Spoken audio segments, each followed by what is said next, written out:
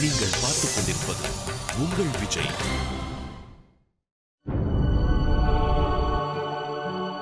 பணிகிறேன் அரசே. ரிஷி ததீசி வருகை தந்திருக்கிறார்.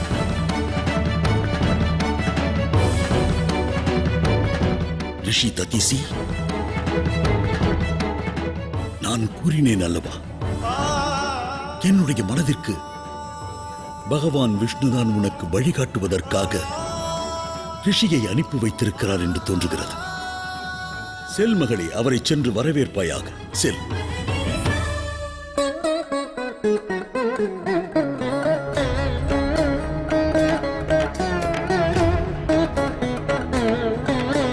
शिव शिव शिव शिव शिव शिव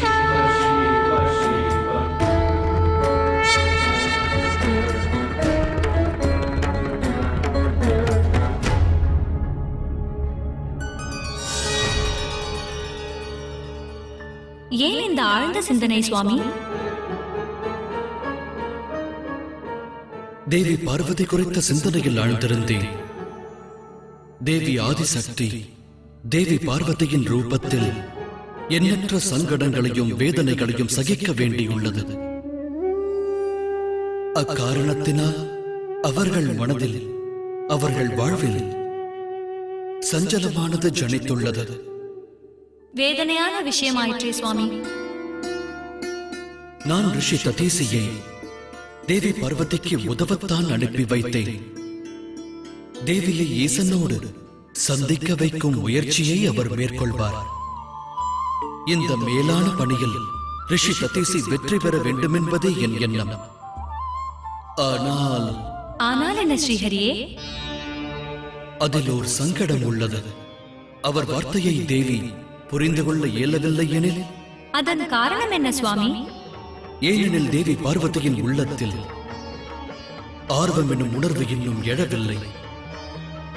ஓர் சத்தியத்தினை ஒருவர் கூறும் வார்த்தையால் புரிந்து கொள்வதை காட்டிலும் உணர்ந்து புரிந்து கொண்டால் அதன் அர்த்தம் விளங்கும். தேவி பார்வதி அனைத்தையும் உணர்ந்து புரிந்து கொள்ளும் மட்டும் அங்குள்ள ரிஷி ததீசியின் வார்த்தைகளுக்கு அங்கீகாரம் கிட்டாது. தாம் கவலை கொள்ள தேவையில்லை. நானே தேவியின் இதயத்திற்குள் பிரவேசிக்கின்றேன். ரிஷியின் வார்த்தைகளை புரிந்து கொள்ள தேவி பார்வதிக்கு நான் தூண்டுகோலாக இருப்பேன். அதன் வாயிலாக சங்கடங்கள் எல்லாம் தானாக விலகிவிடும். மகத்துவத்தை புரிந்து கொள்ள தேவி பார்வதிக்கு என் மூலமாக சக்தி பிறக்கும்.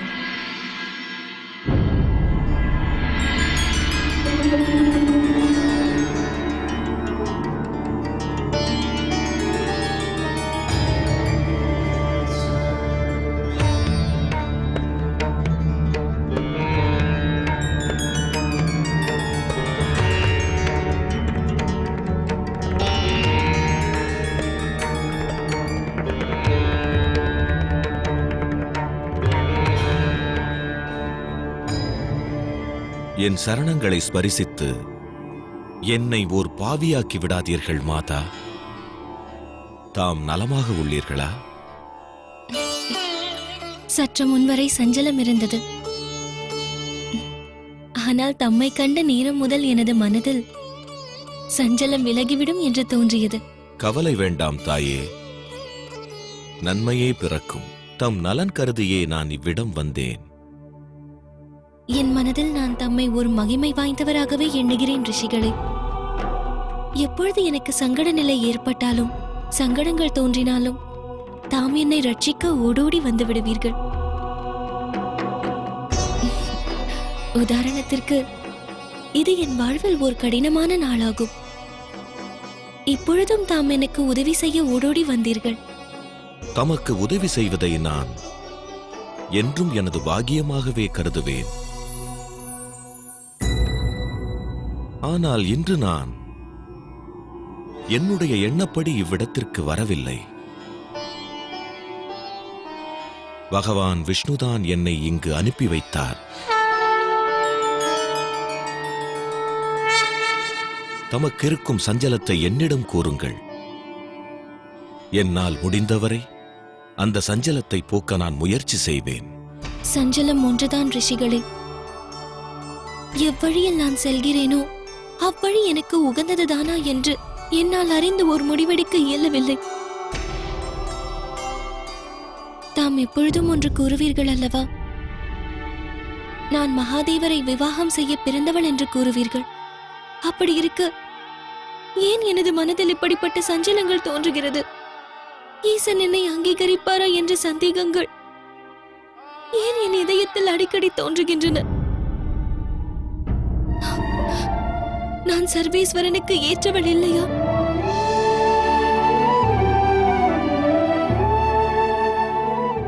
சத்திய வார்த்தை ஒன்று உள்ளது. இந்த அகிலத்தில் மகாதேவருக்கு இணையானவர் எவரும் இல்லை. ஆனால் இன்னொன்றையும் புரிந்து கொள்ள வேண்டும். யாருடைய இதயம் தூய்மையை பெறுகிறதோ, சத்திய எண்ணங்கள் எழுந்து உண்மையான பக்தி கொள்கிறதோ, அவர்கள் ஈசனின் அன்பிற்கு பாத்திரமானவர்கள். இது உண்மைதானா? சத்திய வார்த்தையாகும் தேவி. தாம் எவ்வாறு மகாதேவருக்கு இணையாக வேண்டும் என்ற வழியை காண்பிக்கவே நான் இங்கு வந்துள்ளேன். வாருங்கள். உணர்ந்து புரிந்து கொண்டாலும் அதில் ஞானமும் அத்தியாவசியமாகிறது. ஆதிசக்தி தொடர்பான அண்ட சராசரங்களின் ரகசியங்கள் மகத்துவம் வாய்ந்தது, மானிடரின் அறிவிற்கு அப்பாற்பட்டது. தேவி பார்வதி தன் பிறப்பின் ரகசியம் பற்றி அறிந்து கொள்ள வேண்டிய தருணமானது நெருங்கிவிட்டது. ரிஷி ததீசி அதன் பொருட்டே இப்போது தேவி பார்வதியை காணச் சென்றுள்ளார். தாமோ கலைகளுக்கெல்லாம் தேவி ஆவீர். ஆகையால் தம்மிடம் ஒரு வேண்டுகோள். இது சம்பந்தமாகத்தான் தேவி பார்வதிக்கு உதவி செய்ய வேண்டும். தாம் செய்யும் உதவியால் தேவி பார்வதி அனைத்து உண்மைகளையும் இலகுவாக புரிந்து கொள்ள வேண்டும். ஆகட்டும் சுவாமி. பார்வதியிடம் ததீசி கூறும் வார்த்தைகளில் நான் வீற்றிருப்பேன். அவருடைய வார்த்தைகளின் வாயிலாக நானே தேவி பார்வதியிடம் பேசப் போகிறேன். ஆகையால் ரிஷி ததீசியின் வார்த்தைகள் சுலபமாக புரிந்து கொள்ளும் வகையில் இருக்கும். தேவி பார்வதியாலும் அவ்விஷயங்களை இலகுவாக புரிந்து கொள்ளவும் இயலும்.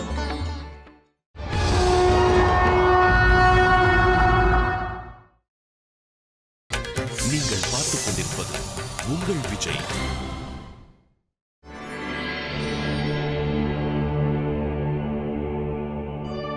நான் இன்று தங்களுக்கு விளக்கவிருக்கும் ஞானமானது மகாதேவரிடமிருந்து நான் பெற்ற ஞானமாகும். இதை தம்மிடம் அறிவுறுத்த எல்லாம் வல்ல இறைவனால் நான் இன்று அனுப்பி வைக்கப்பட்டிருக்கிறேன். தம்முடைய மகத்தான மகிமை நிறைந்த வாழ்வானது முக்கிய குறிக்கோளை கொண்டது.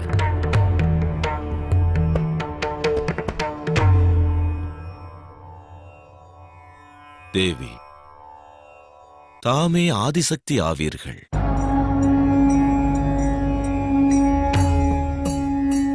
ஆனால் மானிட உருவில் இப்பூ உலகத்தில் அவதரித்ததால் தமக்கு மானிடர்களுக்குண்டான உணர்வுகள் ஏற்பட்டது.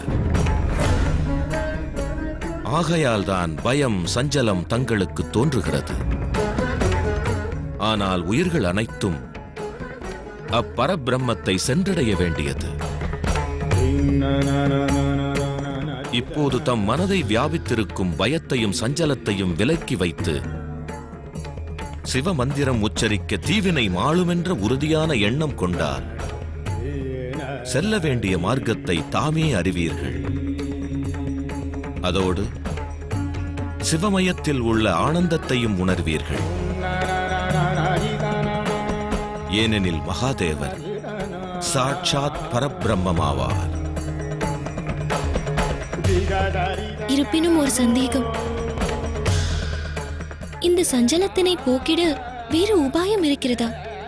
சஞ்சலம் அகல வேண்டுமானால் சிவமயம் வியாபிக்க வேண்டும். தத்துவமசி, தத்துவமசி என்ற மந்திரம் உள்ளது. அதன் விளக்கம் சிவம் என்னுள் அடங்கியுள்ளது என்று உணருங்கள். சிவமயத்தை நீங்கள் உங்களுக்குள் தேடுங்கள், நிச்சயம் உணர்வீர்கள்.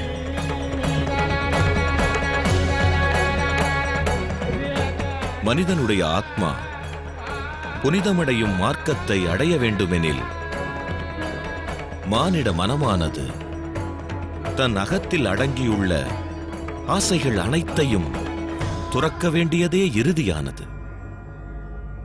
இறைவனோடு இறைவனாக உறையக்கூடிய வழியை தேர்ந்தெடுத்தால் வாழ்வின் கரையை கடந்தவர்களாகலாம். ரிஷிகளே, தாம் கூறும் சிவமயம் பற்றி தெளிவான விளக்கங்களை எமக்கு கூறுவீர்களா?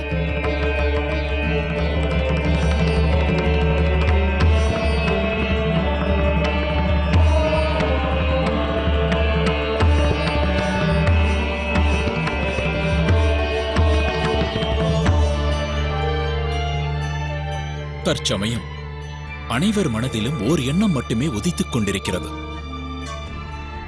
சர்வேஸ்வரரோடு தேவி என்று இணைவார்கள் என்ற கூற்று. தம்முடைய எண்ணமும் அதுவல்லவா? பார்வதியின் சாதனைகளையும் அவருடைய தைரியத்தையும் கண்டு நான் என்னுடைய தவறை இன்று உணர்கிறேன். இப்போது எனக்கு புரிகிறது ஈசன் ஏன் என்னை நிராகரித்தார் என்று. நான் அவருடைய மகிமையையும் அவரின் தியாகத்தையும் அவர் தவ வலிமையையும் புரிந்து கொள்ளவில்லை. அவருக்கு எவ்விதத்திலும் நான் இணையானவள் இல்லை. தவறாகும் தேவி. எவரும் காலச்சக்கரத்திற்கு அப்பாற்பட்டவர்கள் அல்ல. ஈசனும் அதற்கு உட்பட்டவர். நியதி ஒன்றைத்தான் கூறுகிறது. ஈசனை அடையும் தகுதியானது அந்த ஆதிசக்திக்கு மட்டுமே உள்ளது. மாதா பார்வதி வேறு எவரும் அல்ல, ஆதிசக்தியின் ரூபம். பூரண விசுவாசம் கொண்டிருக்கிறோம் தேவியின் முயற்சியில் வெற்றி கொள்வார். இக்காரணத்தினாலாவது அது நடைபெறாமல் போனால்? ஒருவேளை அப்படியொரு சங்கடம் நேருமென்றால் காமதேவனுடைய உதவியை நாங்கள் நாடவுள்ளோம். ஆனால் இம்முறை தேவி பார்வதியின் முயற்சியானது தோல்வியடையக்கூடாது. தாரகாசுரா, அகிலத்தின் அமைதியை தான் நான் விரும்புகிறேன், உன்னைப் போல் அமைதியின்மையை அல்ல. அந்த முடிவை தாமல்ல நான் எடுக்க வேண்டும். ஒன்றை மறவாதீர்கள், தாம் எனக்கு ஒரு வாக்களித்துள்ளீர்கள். அசுர குலத்திற்கே சஞ்சீவினி வித்தையை தாம் பிரயோகித்தாக வேண்டும். ஆம் தாரகாசுரா, நான் உனக்கு வாக்களித்தேன். ஆனால் அப்பணியை என்றும் மாற்றுவேன் என்று நான் வாக்களிக்கவில்லை. தாம் என் கோபத்தை தூண்டிக் கொண்டிருக்கிறீர்கள். இப்போது நான் தம்மை வதைத்தேன் என்றால் தம்முடைய அந்த சஞ்சீவினி வித்தையை கொண்டு எவரும் தம்மை காப்பாற்றுவார் இங்கில்லை. தாரகாசுரா, ஒன்றை மறந்து விடாதே, நான் உன்னுடைய குரு ஆவேன். சீடனானவன் எவ்வளவு வேண்டுமானாலும் உயரலாம், ஆனால் அவன் குருவிற்கு என்றும் அவன் சீடனே ஆவான். நீ உனது அகந்தையால் உன்னுடைய அறிவை இழக்கின்றாய். குருதேவா,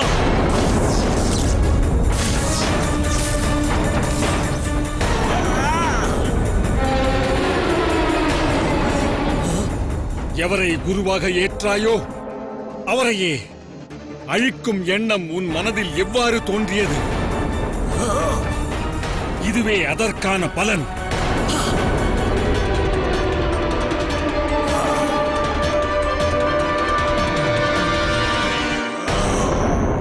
கருணை காட்டுங்கள் குருவே, கருணை காட்டுங்கள். என் தந்தையின் தவறை தயவு செய்து மன்னியுங்கள். குருதேவா, நான் தவறிழைத்து விட்டேன், குற்றம் புரிந்தேன். தயை கூர்ந்து என்னை மன்னியுங்கள். தாம் கூறியபடியே இனி நான் நடப்பேன். இது என்னுடைய ஆணையாகும். பர்வதங்களை ஆளும் பர்வதராஜன் மீது போர் தொடுக்கும் எண்ணத்தை நீ இப்போதே மனதை விட்டு அகற்ற வேண்டும். வாக்களிக்கின்றேன்.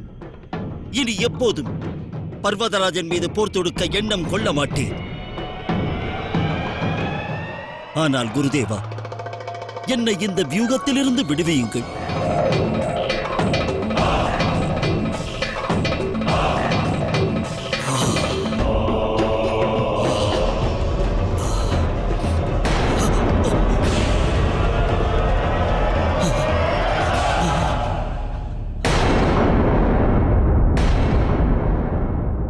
ரிஷிகளே, தாம் அனைத்திற்கும் விவரமான விளக்கத்தினை அளித்தீர்கள்.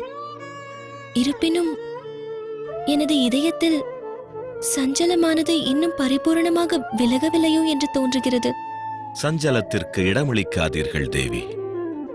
வாழ்வில் அனுபவப் பாடம் என்பது அனைத்திலும் சிறந்தது. நான் கூறிய அறிவுரைகள் அனைத்தும் நான் அனுபவித்துப் பெற்றது. சர்வேஸ்வரனின் தரிசனத்தால், அந்த அனுபவத்தால் நான் கூறிய அறிவுரையின் அர்த்தம் விளங்கும். அதோடு அந்த க்ஷணமே தாம் ஆதிசக்திதான் என்ற உணர்வையும் பெறுவீர்கள். இனி ஆலோசிக்கவோ தாமதிக்கவோ நேரமில்லை தேவி. மகாதேவர் அந்த குகையில் உங்களுக்காக காத்திருக்கிறார்.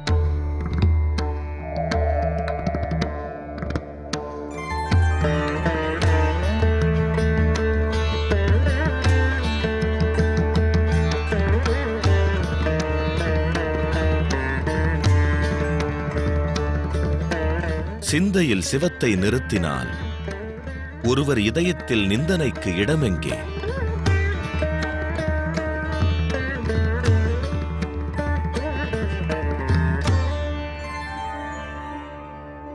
இந்த வில்வ இலையை பெற்றுக் கொள்ளுங்கள் மாதா.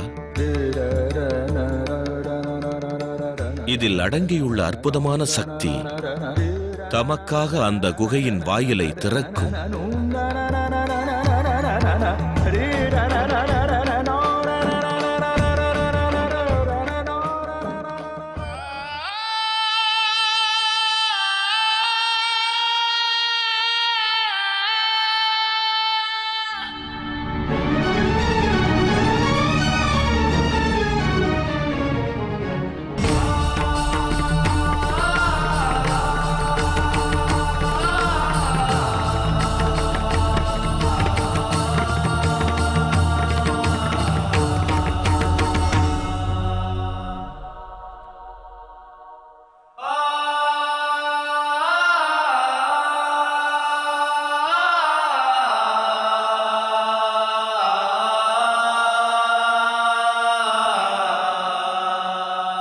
செல்லுங்கள் மாதா.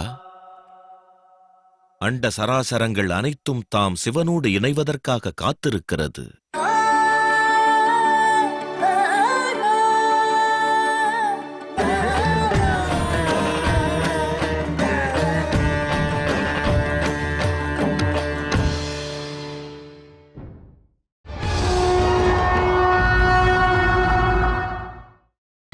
நீங்கள் பார்த்துக் கொண்டிருப்பது உங்கள் விஜய்.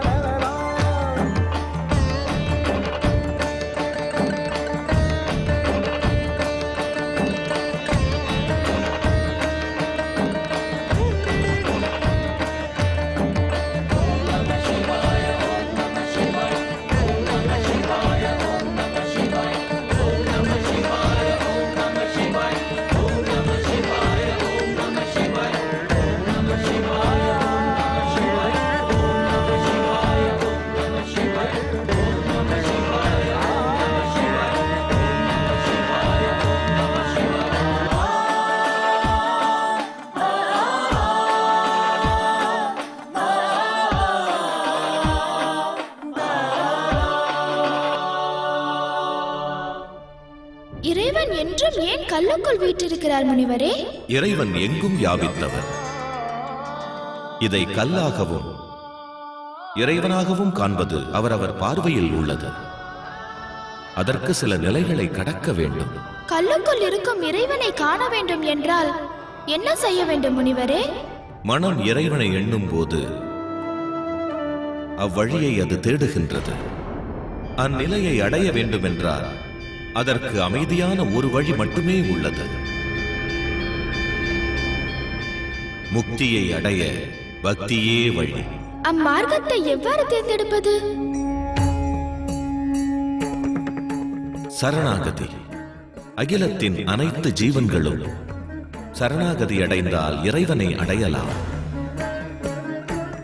பக்தியின் வழியில் சென்றால் அந்த அனுபவத்தை பெறலாம். இறைவனான பரம்பொருளை விட்டு விலகிச் செல்லும் போது இதயமானது வேதனையில் வாடத் துவங்குகிறது.